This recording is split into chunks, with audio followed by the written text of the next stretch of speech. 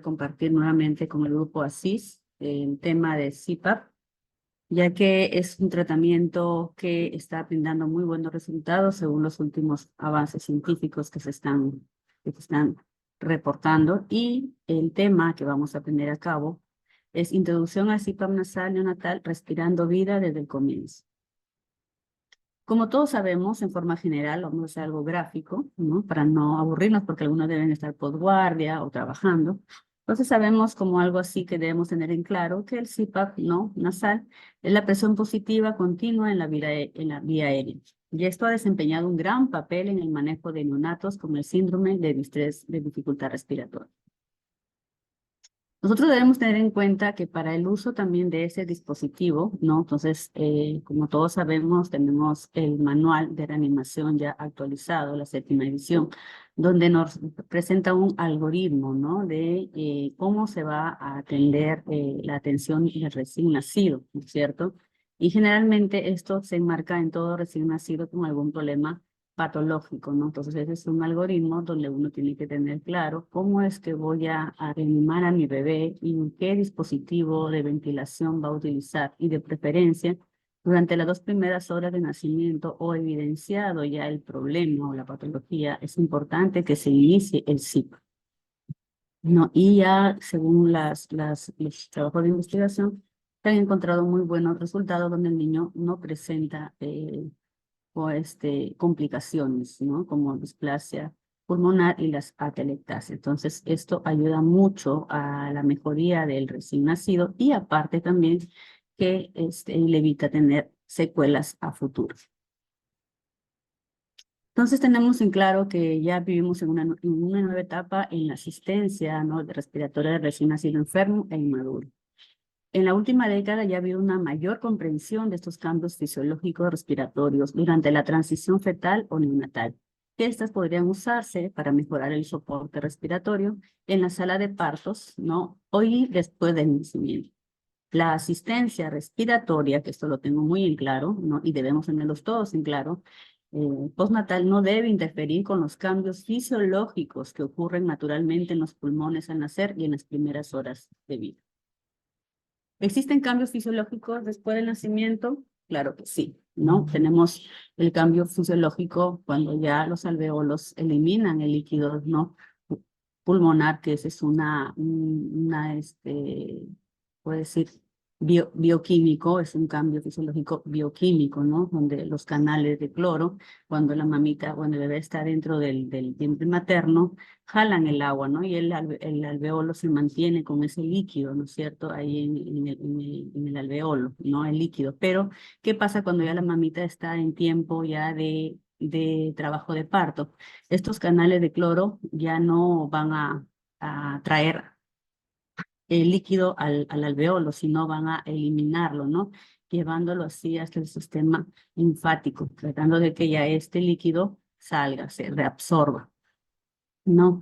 Como también cuando el bebé da el primer llanto también, ¿no? Entonces ingresa aire, ¿no? Y consecuentemente se va eliminando el líquido del alveolo. Y también el otro también que dicen que es el mecánico. Cuando el bebé nace, por eso que es importante el parto eutóxico, ¿no? Que también con la compresión que origina, ¿no? El momento que el bebé nace, hay una compresión del tórax, ¿no? En el canal del parto, que eso también ayuda, ¿no? A que se elimine un poco lo que es el líquido, pero no tiene mucha importancia como la eliminación del líquido, del líquido fetal, ¿no? Pulmonar, en la parte bioquímica. Entonces aquí en un rasgo así que le he tenido que hacer para que ustedes lo puedan observar mejor, ¿no? La eliminación del líquido pulmonar, ¿no? Tenemos el líquido de las vías respiratorias, ¿no? Hay una acumulación de líquido dentro del compartimiento del tejido intersticial del pulmón. También hay un intercambio de gases respiratorios y homeostasis metabólica, ¿no? En el momento de la eliminación del líquido pulmonar. También intercambio de gases, que eso hace que también el alveolo comience a expandirse mucho mejor y así eliminar todo el líquido que tiene, ¿no? Dentro de su cavidad. También el llanto y la respiración que ayudan mucho, ¿no? Para poder eliminar este líquido. y para establecer, ¿no? Ya se me fue la palabra, la capacidad residual funcional. Los recién nacidos prematuros utilizan diferentes patrones de respiración, como la respiración normal, el llanto, los gruñidos, la interrupción respiratoria y el jadeo, ¿no? Eso también ayuda a una apertura y cierre de glotis y epiglotis, y también lo lleva esto a un reflejo trigémino cardíaco para ayudar a la eliminación del líquido pulmonar. Entonces aquí más o menos he puesto un videíto como para hacerlo un poquito también ameno y pueda entender un poco más con respecto a lo que se les acaba de explicar.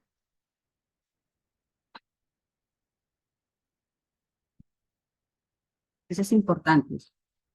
Si escuchan el audio, ¿no?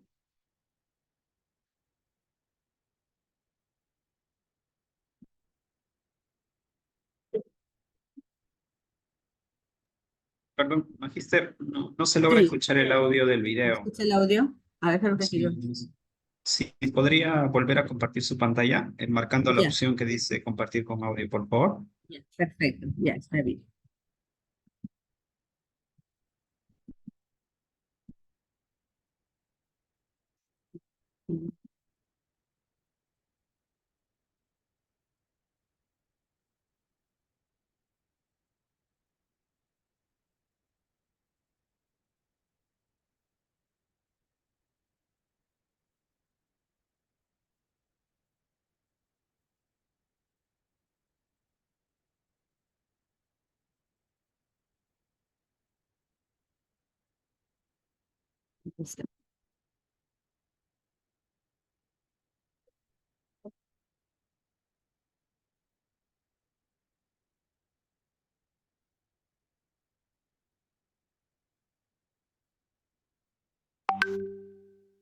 Ahora sí. Hola a todos, el tema de hoy es el recién Ahora nacido sí. prematuro. Ya.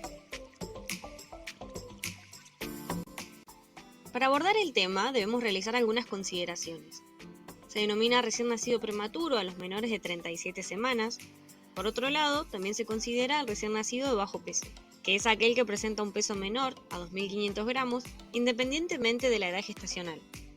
Los recién nacidos con un peso menor de 2.500 gramos presentan un riesgo alto de morir durante el periodo neonatal. La mortalidad neonatal es 40 veces mayor en los recién nacidos de bajo peso y 200 veces mayor cuando el peso del nacimiento es menor a 1.500 gramos en comparación con los recién nacidos a término de peso normal. Hola a todos, el tema de hoy es el recién nacido. Con la administración de este sistema posee una adaptación a los prematuros. Dentro de las características físicas encontraremos una piel delgada y permeable, con un gran área de superficie corporal en relación al peso, la escasa cantidad de tejido celular subcutáneo, más una respuesta metabólica limitada al frío, lleva a una pérdida de calor y agua corporal, favoreciendo la hipotermia y la deshidratación en los prematuros más pequeños. Sus pulmones pueden ser inmaduros y presentar déficit de surfactante.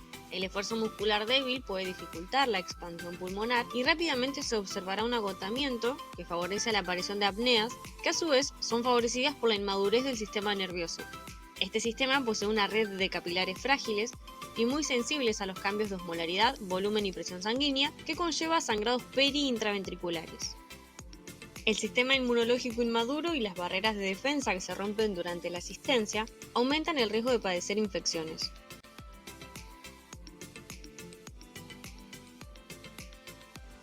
Dentro de las patologías propias del recién nacido prematuro, podemos encontrar enfermedad de membranas hialinas, un ductus arterioso permeable o enfermedades óseas. ¿Qué es donde vamos a enmarcar? La enfermedad de membranas hialinas o síndrome de dificultad respiratoria se asocia a la inmadurez pulmonar y a la escasa cantidad de surfactante. Es la patología pulmonar más frecuente en los recién nacidos prematuros menores de 34 semanas. El tratamiento se inicia desde el momento de la detección de la amenaza de parto prematuro con la administración de corticoides a la embarazada. Una vez ingresado a la unidad de cuidados intensivos y evaluada la asistencia respiratoria mecánica y oxígeno, se administrará surfactante exógeno. Entonces, siguiendo con parte más importante, ¿no? ¿Cuáles son los beneficios del CPAP nasal, que también ventilación no invasiva? Bueno, primero es que va a facilitar la expansión pulmonar y la formación de una capacidad residual funcional. Además, va a mitigar la lesión pulmonar al evitar un trauma, un VAR, un bolo o una reintubación, ¿no? Y la atelectasia. También tiene compatibilidad con cambios fisiológicos después del nacimiento, y esto se ha convertido gradualmente en la primera opción de soporte respiratorio en los recién nacidos prematuros.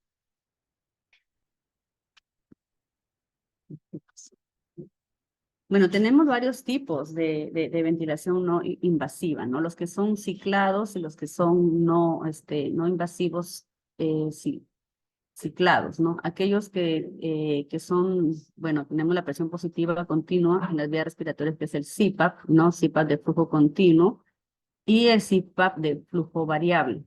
También tenemos la cánula nasal de alto flujo, humidificada y calentada. Y en el ciclo no invasivo tenemos la ventilación nasal intermitente con presión positiva, no sincronizada y sincronizada. Tenemos la presión positiva de 2 niveles en las vías respiratorias, como la presión positiva nasal de 2 niveles en las vías respiratorias y la presión positiva sincronizada de 2 niveles en las vías respiratorias. También otros como la ventilación oscilatoria nasal de alta frecuencia y la asistencia ventilatoria nasal ajustada neuralmente. Esas tienen que variar con la ventilación mecánica, con un apoyo de ventilador, pero no invasivo.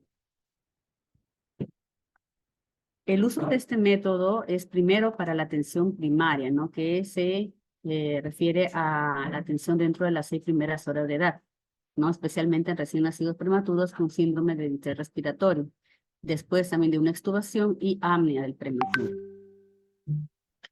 Tiene una historia también muy importante el CPAP. A inicios del año 1909, Porter, ¿no? recomendó una modificación, la cual hacía posible mantener el pulmón expandido durante la fase expiratoria, sin obstrucciones, mediante la colocación de una válvula de expiración colocada en la carina, un aspirador y una válvula de agua para regular la presión. Luego, en 1911, el aparato de insuflación, ¿no? de Engelmann permitió expandir el pulmón neonatal sin cateterizar la tráquea. Acá tenemos un modelo en el año 1911. Tenemos acá el P donde damos la presión, ¿no? Los corrugados, ¿no? Y acá está el CAS como un halo cefálico, ¿no? Donde entraba, donde se daba la presión en la persona que lo utilizaban, ¿no?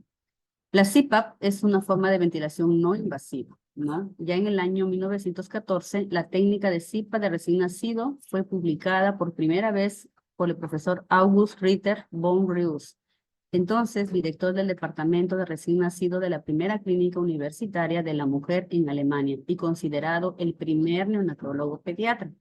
Reconoció el aparato denominado sobrepresión de von Tigels, el clásico texto alemán The Disease of the Newborn. El aparato de von Tigels se trataba de un tanque de oxígeno que se dirigía a una válvula de agua y a un dispositivo similar a una bolsa mascarilla actual. Una válvula regulada el flujo de oxígeno y el tubo distal abandonaba la mascarilla y se colocaba en un bote con agua para regular la presión de 2 a 3 centímetros de agua, que es similar al actual CPAP de burbuja. Luego, en el año 68, Harrison y sus colaboradores también descubrieron que el quejido expiratorio durante el síndrome de distrés respiratorio en pacientes no intubados era producido por el cierre de la glotis durante la expiración en un intento de incrementar la presión de las vías respiratorias y mantener dilatados los alvéolos. El escape limitado a través de la glotis parcialmente cerrada produce el quejido expiratorio audible. Ya en el año 71, esta técnica para otorgar presión positiva ya fue redescubierta para el tratamiento del síndrome de distrés respiratorio en prematuros por Gregory y colaboradores, quienes describieron el uso clínico de CPAP para replicar la estabilidad alveolar dada por el quejido expiratorio, con presión continua hasta de 16 centímetros de agua. Durante esta década se usaron ampliamente las puntas nasales, método conocido como CPAP nasal. Después de la introducción del CPAP, la mortalidad del síndrome de distrés respiratorio disminuyó del 35 al 55% ¿no? Al 15 al 20%. O sea, mejoría equiparable con el efecto obtenido por la introducción de surfactante 20 años después. Interesante, ¿no? Entonces aquí tenemos, ¿no? En el año 1971, donde fue publicado, ¿no? Este sistema, ¿no? El uso de este sistema y de los beneficios que brindaba, ¿no? Y en el año 87, Avery y colaboradores reportaron menor frecuencia de enfermedad crónica pulmonar con el uso del ENCIPAP, ¿no? En un hospital de Columbia, como parte de la estrategia para minimizar el daño pulmonar. También se aceptó la hipercapnia permisiva con PCO2 mayor o igual a 65 milímetros de mercurio, un PaO2 igual a o menor a 50 milímetros de mercurio y un pH de hasta 7.20. Ahí vamos a ir hablando un poco también de los valores gasométricos, ¿no? Y en el año 93, bueno, Giderman y colaboradores también, ¿no? Hicieron dos series, dos comparaciones, ¿no? Con peso muy bajo al nacer, ¿no? En la primera serie, en el año 90, la mayoría no fueron tratados con CPAP, pero ya en la segunda serie del año 1993 se utilizó CPAP de forma generalizada con puntas Hudson. Descubrieron que durante el segundo periodo, pocos recién nacidos requirieron ventilación mecánica.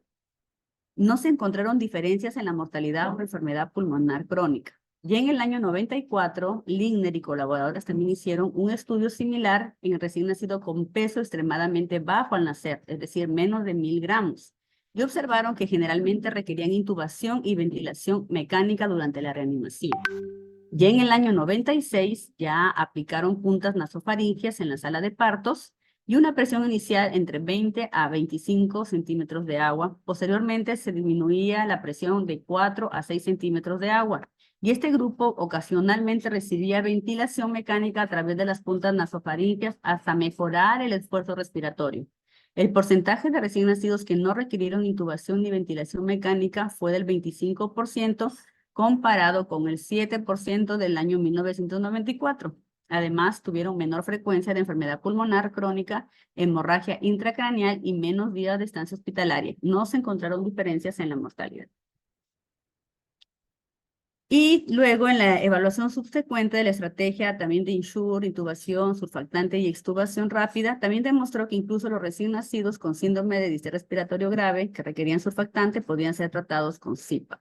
Ya en el año 2006 y en el 2010, la red italiana neonatal demostró que el uso de ventilación no invasiva se ha incrementado significativamente, con una reducción concomitante en la mortalidad combinada con enfermedad pulmonar crónica.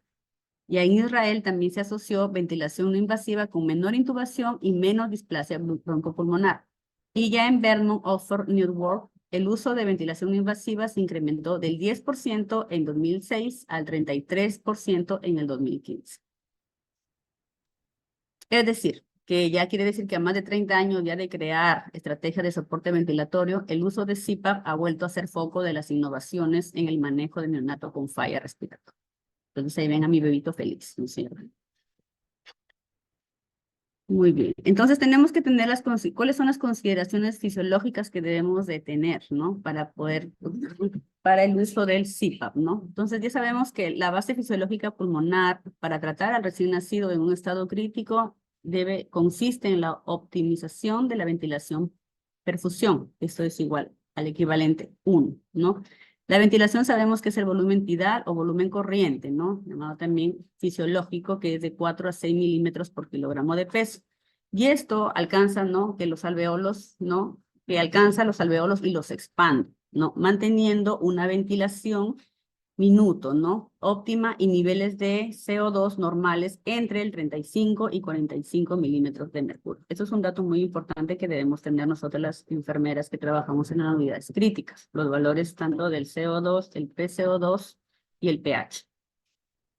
La perfusión alveolar, que también, ¿no? Se mantiene mediante la dilatación de arteriolas y capilares pulmonares alrededor del alveolo, depende de la presión arterial media, de la función miocárdica, de la cantidad de hemoglobina y de la distensión alveolar y del metabolismo del óxido nítrico. Este último mantiene la dilatación de las arteriolas pulmonares. Son puntos muy importantes que debemos conocer.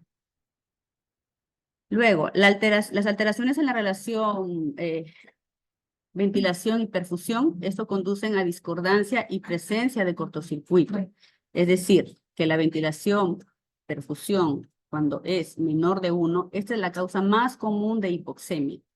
Es decir, se mantiene la perfusión, pero con ventilación reducida, y hay presencia de atelectasia, que estas conducen a una perfusión alveolar, causando hipertensión pulmonar. El caso extremo puede ocasionar cortocircuito intrapulmonar, que implica el paso de sangre desoxigenada del lado derecho al izquierdo del corazón, causando hipoxemia grave. Entonces, algunos ejemplos son como la neumonía, enfermedad de membrana hialina y cortocircuito extrapulmonar. Perdón, disculpen que tengo mi cachorrita por aquí. Entonces, esto pues llevan, ¿no? Esto conducen a una discordancia y a una presencia de cortocircuito cuando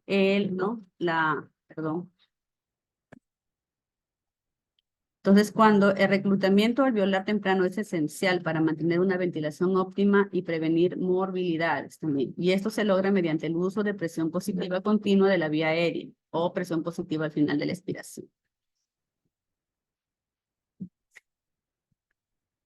Al mantener cuando la ventilación, perfusión es mayor, ¿no? que la unidad que 1, se mantiene la ventilación alveolar, pero con perfusión disminuida o ausente.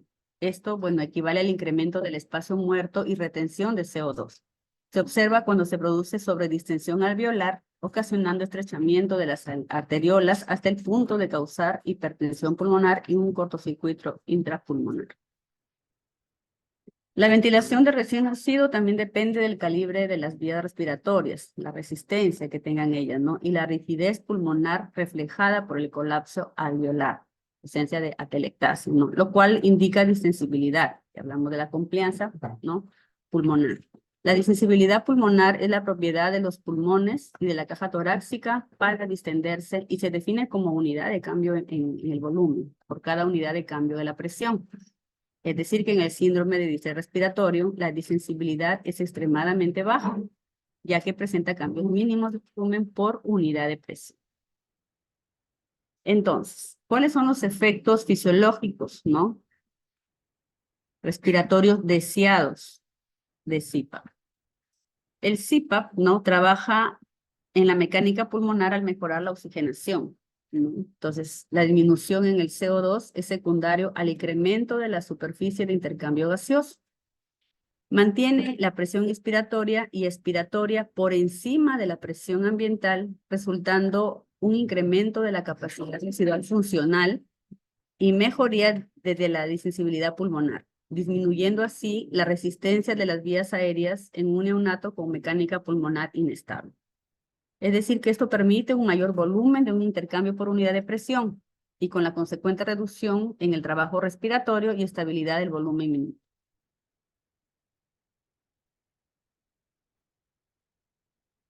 Entonces aquí hay un cuadrito específico, ¿no? Que es realizado porque es bastante amplio esto de los efectos, ¿no? Bastante fisiología.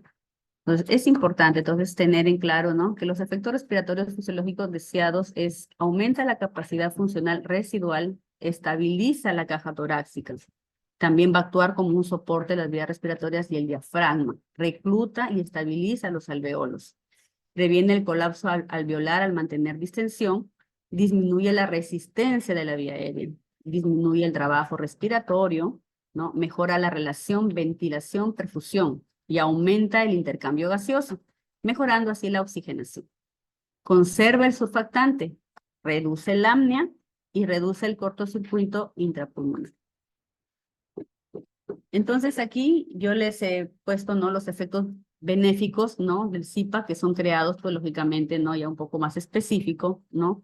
Son creados mediante un incremento, ¿no? De la presión transpulmonar que resulta del aumento de la capacidad residual funcional y reducción de la demanda de oxígeno. Esto lleva a una estabilización de la pared torácica mediante la reducción de las resistencias de las vías aéreas y con la mejoría de la distensibilidad pulmonar, ¿no? Que hay una redistribución de flujo en los pulmones. Reducción de la resistencia de las vías aéreas, reducción del trabajo respiratorio, porque disminuye el aleteo nasal, el expiratorio, las retracciones y la disociación tóraco-abdominal.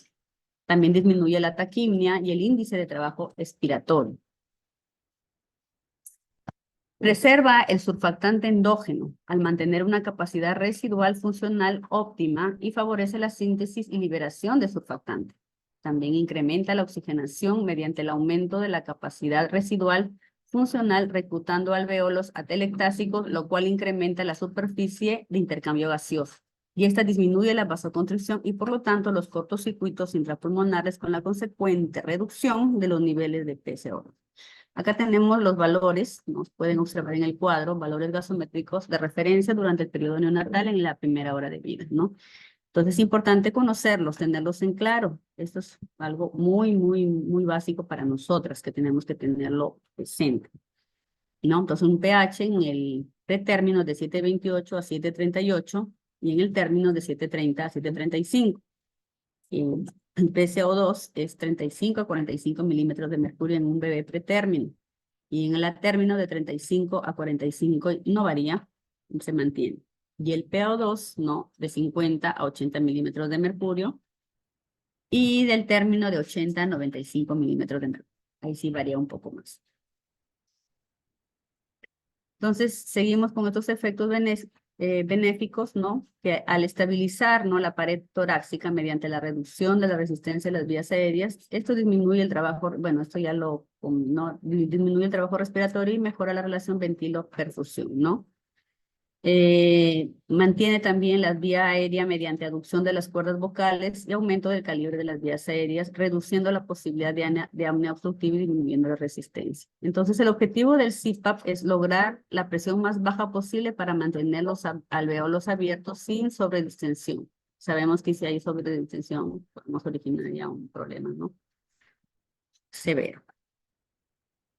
Y no, doctoras. Entonces, para colocar un CPAP es necesario contar con los siguientes equipos. ¿Cuáles son los componentes? Bueno, los que hemos armado un equipo, sabemos, tenemos el blender. ¿Qué más? A ver, vamos a hablar un poquito de ello para aquellas que de repente tienen ya la experiencia. Voy a aperturar los micrófonos.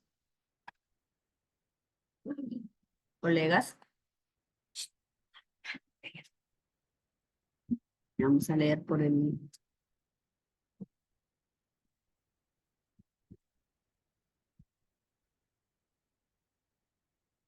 ¿No se escucha, dicen? Ah, la 9:37. ¿Se escucha? Sí se escucha, Magister. Ya, perfecto. Entonces, bueno, vamos a empezar. Entonces, tenemos la fuente de gas, ¿no? La fuente de gas puede constar de oxígeno, aire comprimido o una mezcla de ambos, ¿no?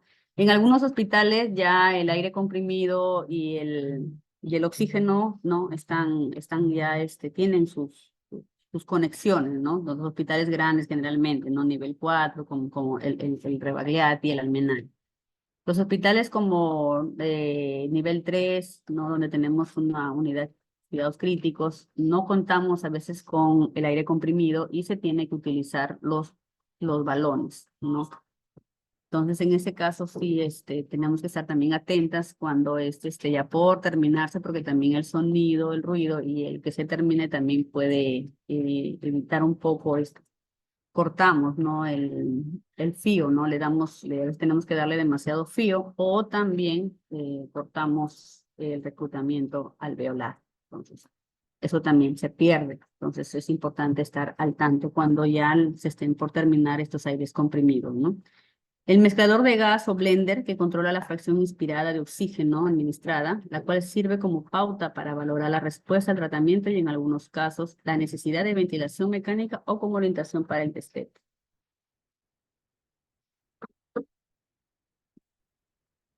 Tenemos el medidor de flujo, ¿no?, que regula el flujo de gas utilizado habitualmente de 5 a 10 litros por minuto. Generador de presión también, que hace referencia al sistema utilizado para generar presión en caso de CPAP de burbuja, ¿no? Se utiliza agua. En el caso de CPAP de flujo continuo, se puede utilizar un ventilador o un equipo generador de CPAP. En el caso de BiPAP, se utiliza un ventilador mecánico o un equipo especial para PIP. Generalmente nosotros en el CPAP de burbuja utiliza el agua, ¿no es cierto? Circuito también que consta de las mangueras, como ustedes pueden observar acá, ¿no? Tenemos una manguera cuando utilizamos las Fisher & Paykel, algunas que utilizamos ese tipo de marca, ¿no? Tenemos un corrugado celeste y uno de color blanco, ¿no? Uno que es el inspiratorio y el otro es el expiratorio. Entonces consta de mangueras o tubos que conectan a la fuente generadora de CPAP con interfaz de paciente y la fuente de gases.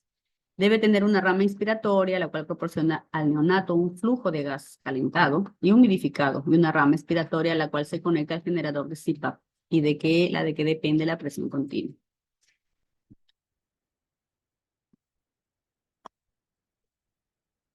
Entonces, seguimos con el sistema de CPAP. También tenemos, bueno, acá ustedes pueden observar, ya no voy a repetir lo que dije antes. Tenemos acá el circuito, no los corrugados, donde va el sensor de temperatura, ¿no? Entonces acá tenemos el interfaz, ¿no? Que puede ser ¿no? Las puntas nasales, ¿no? Tenemos la rama inspiratoria, la expiratoria, y acá, ¿no? El CPAP de burbuja, el que genera la presión, ¿no? La rama expiratoria, que está conectada, va conectada a la rama expiratoria, la varilla centimetrada en centímetros de agua, y el frasco de reservorio con agua.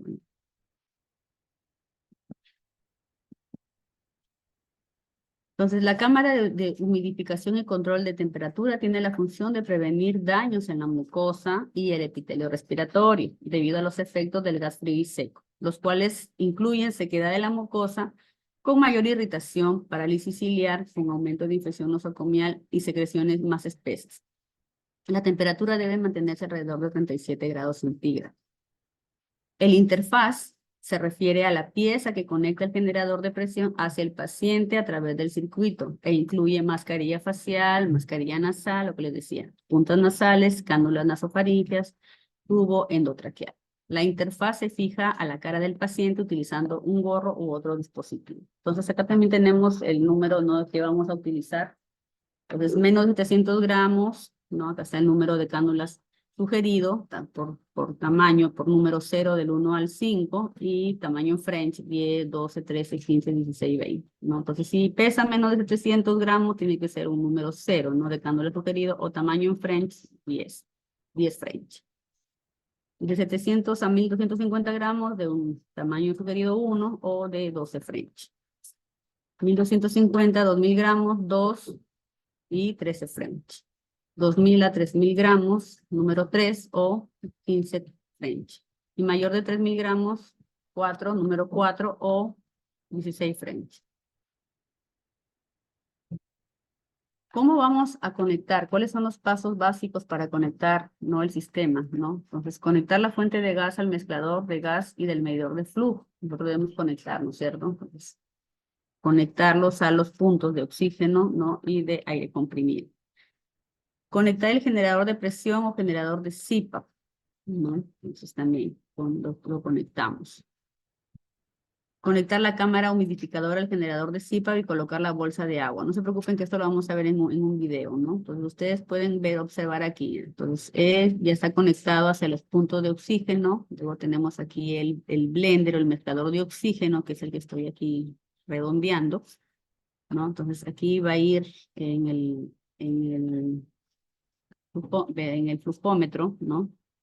Entonces va a ir la cánula que va a dar, se va a conectar hacia la cámara humidificadora, ¿no? Entonces, la parte que va a llevar el oxígeno a la cámara humidificadora, ¿no? Y de aquí de la cámara humidificadora se va a conectar el circuito, ¿no? De la rama inspiratoria de la fuente de gases a la interfaz y la rama expiratoria al generar de CPAP a la interfaz, ¿no es cierto? Acá está. Rama inspiratoria, que es el azul, ¿no? El interfaz y la rama expiratoria. Esta va hacia dónde? Hacia la cámara del PP, ¿no? Que va a dar el PP. Entonces, configurar la velocidad de flujo, la fracción inspirada de oxígeno, ¿no? Pues la fracción inspirada de oxígeno, que va a dar el FIO. La presión de CPAP y temperatura de la cámara humidificadora, ¿no? Que tiene que ser eso. ¿Cuánto de temperatura tenemos que programarlo? 37. Probar fugas, también hay que probar que el circuito no esté roto, ¿no? Para que llegue la presión, ¿no?, que sea indicado. o sea, 4 a 5 centímetros de agua, 7 centímetros de agua, y colocar la interfaz y fijar la cara del paciente. ¿Cuánto CPAP administrar? Se dice, ¿no? Se debe administrar de 4 a 6 centímetros de agua, máximo hasta 10, pero son casos extremos. Hasta ahora no hemos llegado en el hospital, no utilizamos hasta 10, máximo hemos llegado hasta 8. Bueno, también hay que ver el peso, según la saturación del bebé, también según la radiografía, ¿no? La radiografía es muy importante, la valoración también del síndrome de déficit respiratorio y según la patología. Acá tenemos un video. ¿Cómo se coloca? Me avisan si escuchan o no, por favor.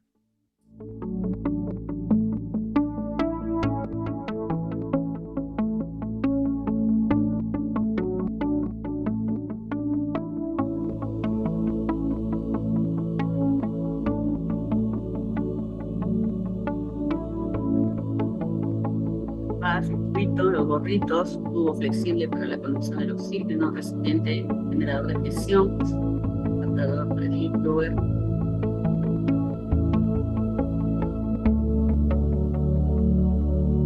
Cánula flexible 100% de silicona, ¿no? Adaptable a las fosas nasales. También esto viene por número, ya como les dije anteriormente.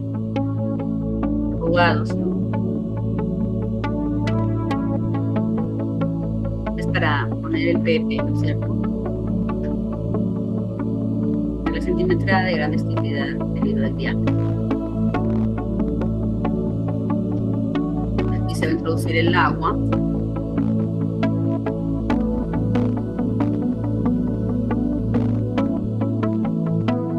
Y se va a conectar para el paciente, ¿no? El expiratorio, la rama expiratoria. Según el nivel que ya te indica el frasco.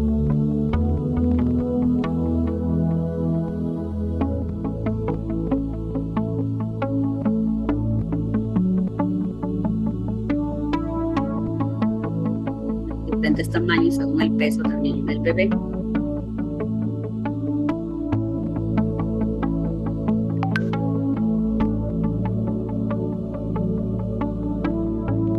Conecta la línea de monitoreo para adaptar el puerto del Urlock disponible en el tubo expiratorio y conectar a un manómetro.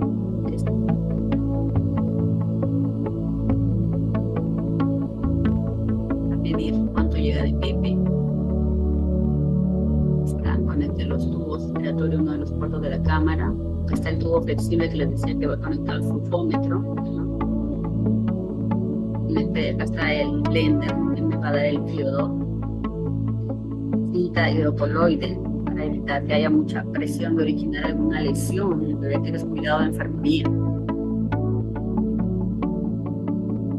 Igual también algunos colocan en el septum nasal. Aquí hacemos como le llamamos un chanchito, le llamamos, hacemos un orificio para evitar también que haya presión y el origen la pérdida del septum nasal o lesión en ello, ¿no? Acá tenemos los calibres de las cánulas.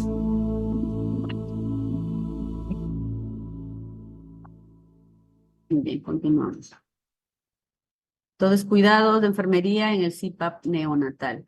Entonces, tenemos que antes de instalar el CPAP, debemos observar primero en el recién nacido la respiración, los signos vitales, que es muy importante, ¿no? Presión arterial, frecuencia cardíaca.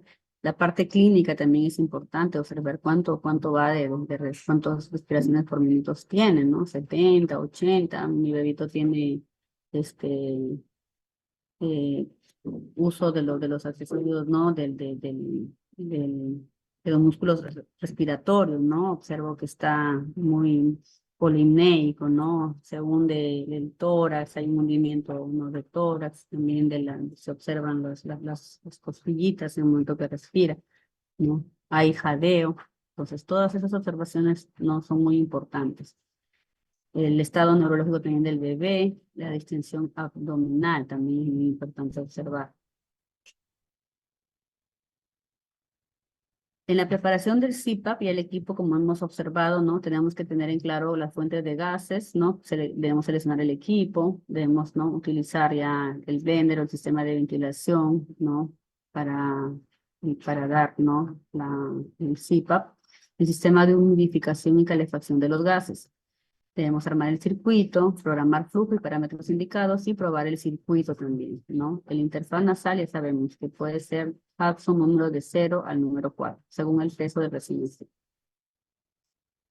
En la valoración, bueno, las complicaciones por la cánula tenemos por secreciones, oclusión por secreciones, salida de la pieza nasal, ¿no? Ambas complicaciones provocan disminución de la presión FiO2 que se desea administrar y lesiones de la nariz y cara por la pieza y sus fijaciones. Entonces aquí también es muy importante, colegas, que nosotros verifiquemos la permeabilidad de nuestro sistema respiratorio alto. Muchas veces colocamos el CIPA todo, pero sin previo, sin verificar bien si no hay secreciones, si las vías respiratorias están limpias, una previa aspiración, ¿no? Entonces, si las secreciones tanto por boca y por nariz son abundantes, ¿no? Eso también es muy importante, porque de eso depende de que nuestro sistema de CIPAP funcione, ¿no? Entonces también observar de que nuestro sistema, como digo, esté sellado, completo, ni que no haya fugas, ¿no? Entonces la pieza también, la salida de la pieza nasal que tenemos que estar valorando, evaluando, porque a veces hay bebés que se mueven bastante, están un poco irritables, y por el movimiento se les sale el interfaz. Entonces esto pues también hace que el bebé desature y se complique llevándolo pues a una intubación, ¿no? Entonces no llega la cantidad de oxígeno que el bebé necesita, ¿no? Ni el frío que requiere, ¿no? Entonces el bebé en vez de mejorar, desmejora y se complica. Entonces, por ejemplo, son algunas lesiones, ¿no? Que se han observado, ¿no? En bebés, ¿no? Que han perdido septum nasal porque no se les ha estado evaluando, o ha habido mucha presión también, ¿no? Entonces uno por querer asegurarlo mejor, entonces a veces aprieta y eso no. Entonces es parte del cuidado de enfermería verificar constantemente que nuestro septum nasal no esté, o sea que el interfaz no esté apretando, no haga mucha presión, ¿no? Tanto en la zona del septum como también por encima del labio superior. Y también las conexiones que a veces quedan están por eso siempre trae el dispositivo, trae algunas almohadillas, ¿no? Para que no los corrugados no estén apretando la carita del bebé, ¿no? Y así evitarle alguna lesión. Entonces, otra valoración, enfermería es, ¿no? Las complicaciones también por el aumento de la presión de la vía aérea, ¿no? Cuando hay una sobredistensión pulmonar, ¿no? Entonces, eso también debemos tener en cuenta cuánto de presión les estamos dando, estar evaluando, que a veces de repente sin querer la técnica de enfermería por ahí movió algo y le bajó más la presión, entonces originamos una sobredistensión pulmonar y llevamos a un daño pulmonar mayor. Retención del CO2, aumento del esfuerzo respiratorio, también escape de aire y trastornos cardiovasculares con compromiso del gasto cardíaco y trastorno de retorno venoso. Esas son valoraciones que nosotros tenemos que hacer también como enfermeras. Otra valoración de las complicaciones potenciales con el uso de CPAP, tenemos también la distensión abdominal, ¿no? Que esa también puede disminuir el flujo sanguíneo gastrointestinal. Esto, no hay un vínculo entre el CPAP y el NEC, no se vincula y no contraindica tampoco la alimentación, pero a veces en algunos momentos también se coloca un chimenea, ¿no? Por algunos minutos para ayudar a que el aire que está almacenado en el abdomen, porque a veces el CPAP tiende a veces poder eso, salga, ¿no? Entonces el bebé también se siente un poco más tranquilo y más cómodo.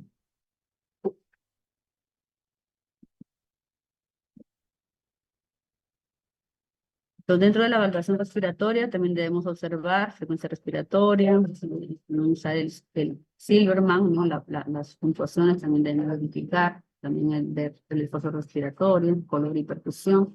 Debemos auscultar la entrada de aire y el quejido, ¿no? Monitoreo permanente, el control de gases arteriales, que es muy importante, y las radiografías. Bueno, eso es todo lo que tenía que exponer en cuanto al inicio ¿no? Respirando vida, ¿no? Con nuestros prematuros. ¿Alguna pregunta que deseen hacer? Sí, excelente exposición, Magíster Susan. A nuestros participantes, comentarles que pueden hacer sus consultas a través del botón del chat o pueden levantar su manito por Zoom para que podamos activarles su micrófono y así puedan participar.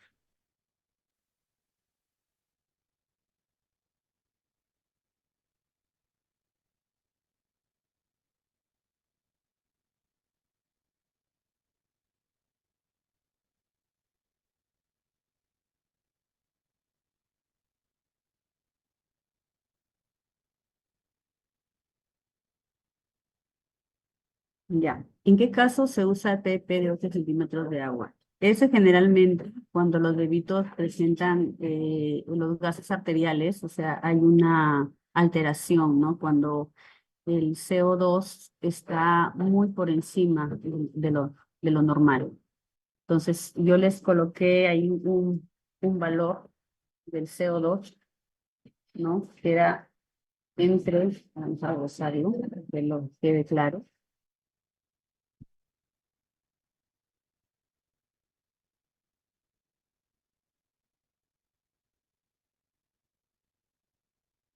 Nosotros tenemos un valor, ¿no es cierto?, en cuanto al PCO2, ¿no? Que es entonces de dióxido de carbono. Entonces, cuando este está por encima de los 50 milímetros de mercurio, ¿no? Cuando de repente hay atelectasia, cuando no hay mejoría en el bebé y también el pH también está alterado, por encima también de los valores normales, entonces se coloca, o sea, se indica 8 centímetros, 8 centímetros agua, ¿no? Cuando la alteración se lo ve, no hay mejoría. Eso ya lo vamos a ver en el siguiente tema que me toca nuevamente exponer, pues ahí lo voy a explicar en forma más clara. Pero los valores están muy por encima de lo normal. Y, entonces, y el PO2 también, ese tiene el caso de la oxigenación, donde está muy por debajo de los 50 milímetros de mercurio. Entonces, en ese caso sí aumentan a 8 centímetros de mercurio, ¿no? Y la severidad del caso del bebé. ¿Quedó claro la pregunta? ¿La respuesta?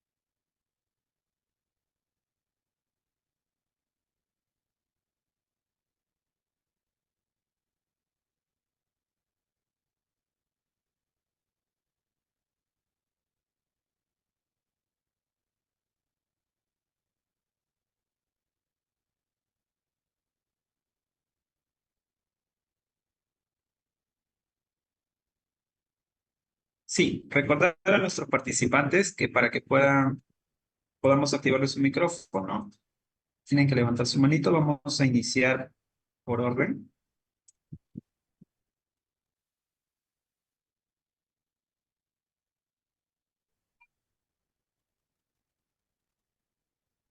Hola, buenos días. Sí, buenos días. Bueno, le agradezco mucho por la exposición, muy valiosa.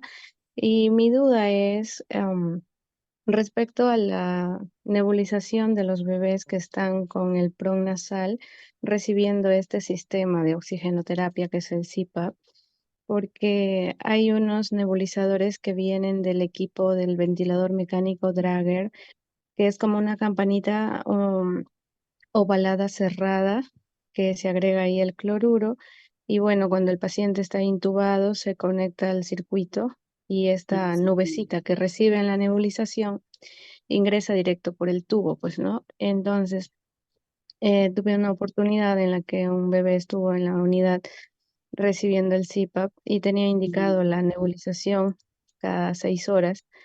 Y pues como el nebulizador del equipo Drager del ventilador trabaja de manera independiente, eh, fue mi criterio instalar la campanita con un adaptador en la vía inspiratoria para este bebé que Ya. estaba recibiendo el CPAP, en vez de retirarle el PRON nasal y ponerle la mascarilla convencional con el NIPL con el que solemos, la nebulización conocida, ¿no? Que hemos usado en mucho tiempo.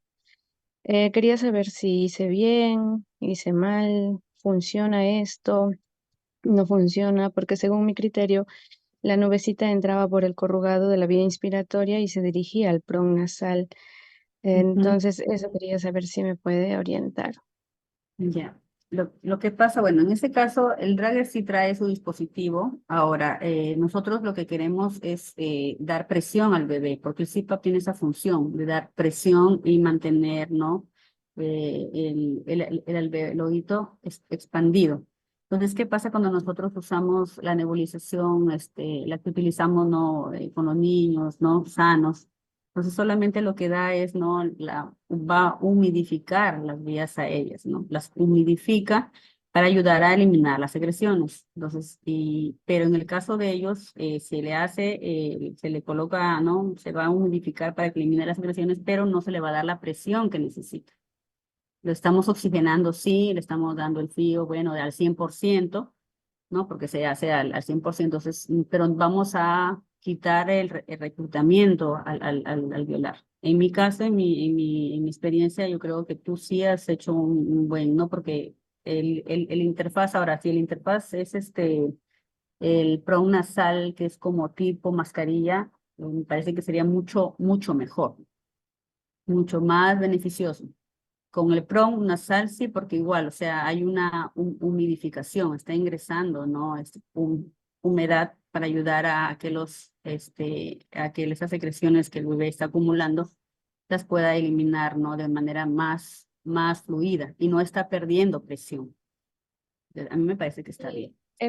Efectivamente, ese fue mi criterio, ya que yo pensé, como estaba con un fío establecido, una presión y todos los parámetros del ventilador, dije, si yo lo retiro el PRON para que pueda ingresar la nebulización convencional, la clásica, yo iba a quitarle toda esa presión al bebé y no es por 1 minuto ni dos, es varios minutos. Ahora, Y se otra supone pregunta. que, ¿Cuánto ajá, tenía de PP el bebé? en PEP siempre se manejan entre 5.5 a 6 de PEP. Así Ya. manejan los médicos, ajá, establecido en el ventilador mecánico. Y pues las fluctuaciones siempre nos dicen que cuidemos mucho de eso, ¿no? De las fluctuaciones que puedan haber en la oxigenoterapia. Y por eso que creí conveniente instalar esa nebulización y luego ya pues la duda era esa, ¿no? Y Ahora, esperaba esta. también, claro, pero sí, o sea, está bien, pero también hay que ver los criterios en cuanto por ejemplo, si tuviera un PP de 4 centímetros de agua, por ejemplo, porque a veces los bebés para dar un poco de estabilidad, porque ha sucedido casos donde dan más estabilidad, darle de seguridad de que no haya ni un fallo al destete del CPAP, entonces lo dejan un día más o 2 días más, ¿no? Con una presión de 4 centímetros, por ejemplo, ¿no? Entonces, en ese caso yo creo que sí se podría hacer la nebulización convencional, ¿no? Porque ya no necesita presión, ¿me entiendes? Entonces, Ujú, entonces, en ese caso, entonces sí, pero si tuviera una presión entre 6 7, ¿no? Entonces, en ese caso, la interfaz bueno, lo que tú has realizado sí está bien, que no pierde el bebé esa presión, ¿no? Entonces, no hay un reclutamiento, no se va a alterar ahí el reclutamiento al violar. Eso está bien. ujú. Muy Muy bien, bien, señorita, muchas gracias. ¿no? Gracias. Había una pregunta con respecto al Modilov que me preguntaron, bueno, sí tiene que ver mucho, sí tiene que ver mucho, ¿por qué? Porque tienen que estar a una cierta presión también, una cierta presión atmosférica, tiene una presión, ¿no? Indicada para poder brindar un buen funcionamiento en el CPAP, porque ¿qué pasa? Que cuando no está en lo normado, que no recuerdo en este momento si es de algo de 5 milímetros de mercurio o 15, no recuerdo, pero si no está dentro de ese límite o de ese valor, también va a haber una alteración. También no me va a dar el fío o la cantidad de oxígeno que yo estoy calibrando en mi flujómetro, ¿no? Entonces ya hemos tenido un problema también así con un problema hubieron dos niños que sufrieron neumotórax y se verificó si estaban alterados maninos, y se encontró que todo estaba ok, ¿no? Entonces, pero estos niños habían recibido BPP, ¿no? Entonces, bueno, se presumió que por ahí de repente había sido el problema. Pero sí tiene mucha importancia, por eso es importante que también nosotros estemos verificando, ¿no? Que las conexiones, ¿no? Las conexiones, ¿no? De los tubos de oxígeno también estén en su valor, ¿ya? En su valor, normado y estipulado, ¿no? Porque hay un protocolo, ¿no? Hay un protocolo y hay que seguir ese nivel según lo que indica el protocolo.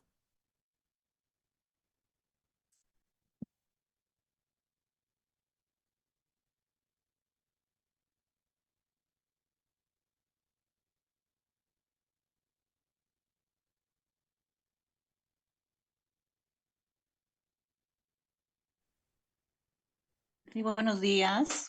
Bien. Buenos días, licenciada. Quería hacerle una pregunta. En Ujú. relación a la pregunta anterior que participó la colega, usted dice que no se debería tal cual ella lo dijo, me parece que lo correcto, ¿no?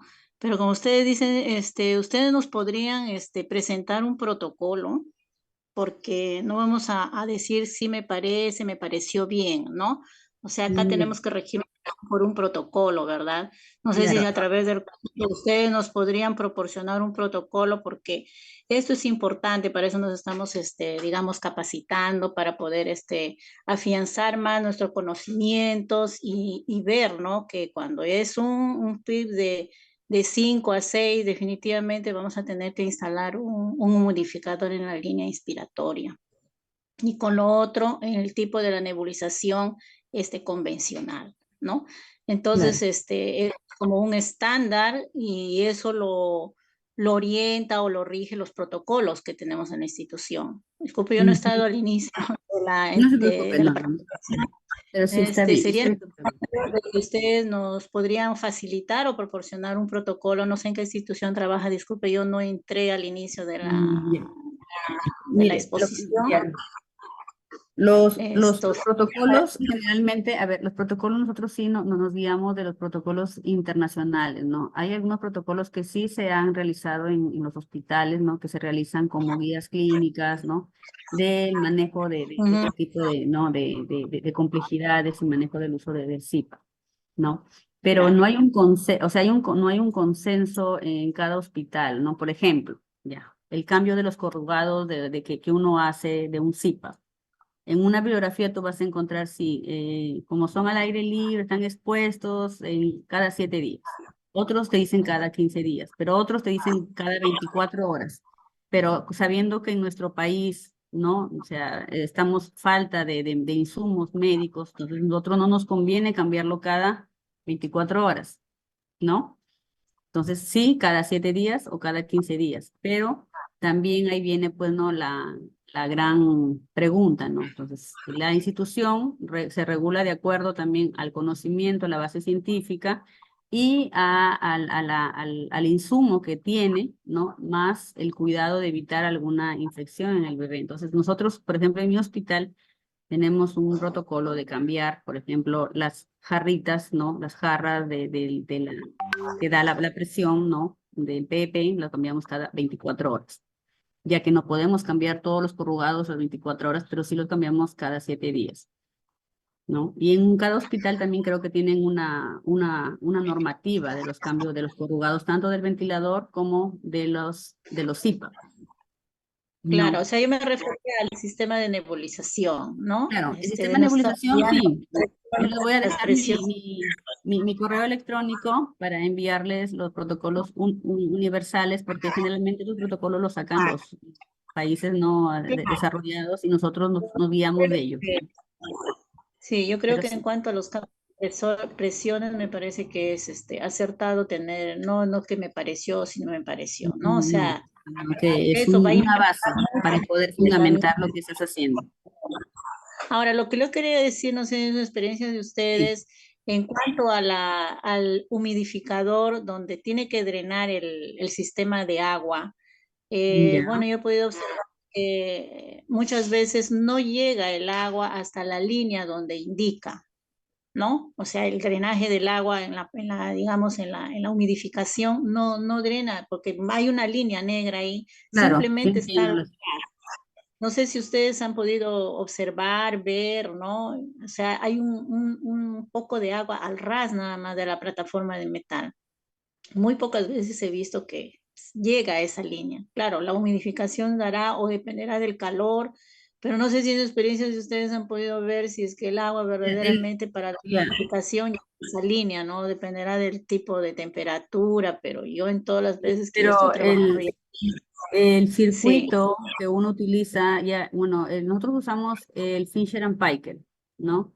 Entonces, el circuito ya viene, o sea, no es necesario que nosotros le coloquemos el agua, simplemente tú le conectas un agua destilada, ¿no? Entonces, automáticamente ese por presión, ¿no? Porque tiene un sistema de presión ahí, ¿no? Entonces, que Ujú. se va a encargar de que se llene al nivel que corresponde, ¿no? No lo va a sobrellenar y según cómo se vaya agotando el agua por la humidificación y la temperatura que uno le da, ¿no? Que de 37 grados, entonces, lógicamente que eso se va a ir, ¿no?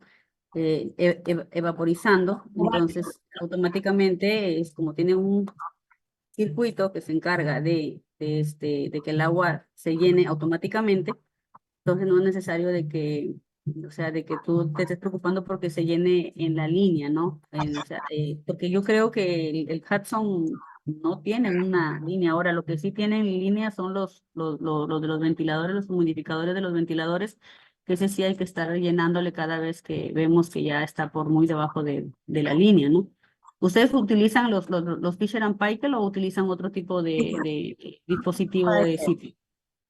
No, no, los Fisher and Paykel me estaba Ahora, observando, ¿no? ahora sí me habla de la jarra de presión, la jarra de presión donde, ¿no? Esa sí tenemos que llenarla a la línea indicada y si yo veo que está un poco menos de la línea indicada, tengo que volverle a llenar Claro. porque tiene que estar en esa línea, ¿no? Ahora, en el otro Ujú. sistema, como le vuelvo a repetir, el sistema ya es un sistema ya con una presión que se va a encargar de que el agua se llene automáticamente, ¿no? Según lo que requiera el dispositivo, ¿no? O sea, no lo va a llenar tanto tampoco porque de repente el circuito, entonces como es un Tiene su- circuito inteligente, también ve que se evapora muy rápido el agua, entonces lo va a ir llenando poco a poco, pero no lo va a tener que llenar completamente porque también el corrugado se va a llenar de mucho líquido, de mucho, va a haber una evaporización muy, Claro.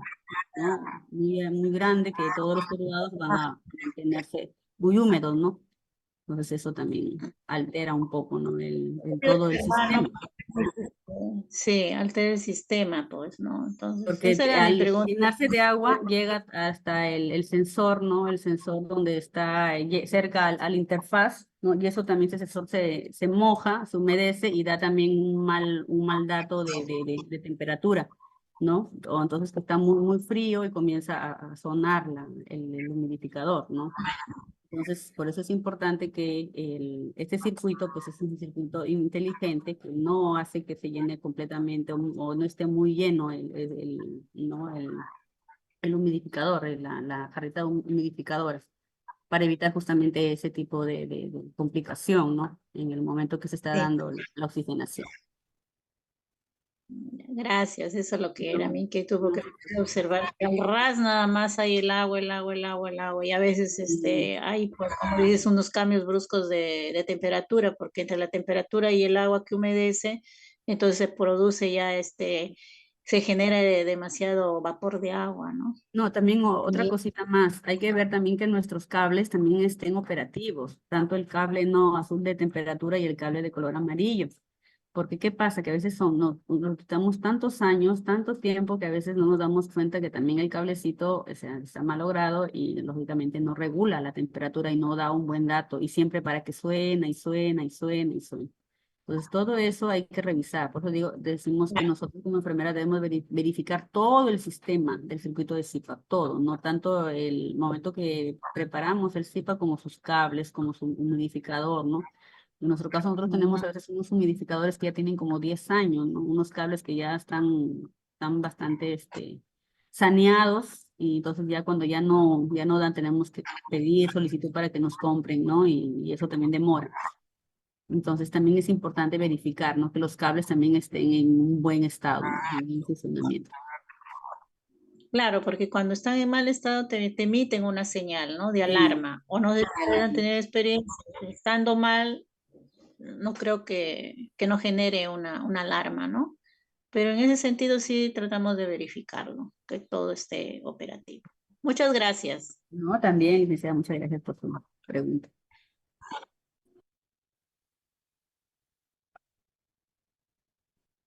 ¿Alguien más?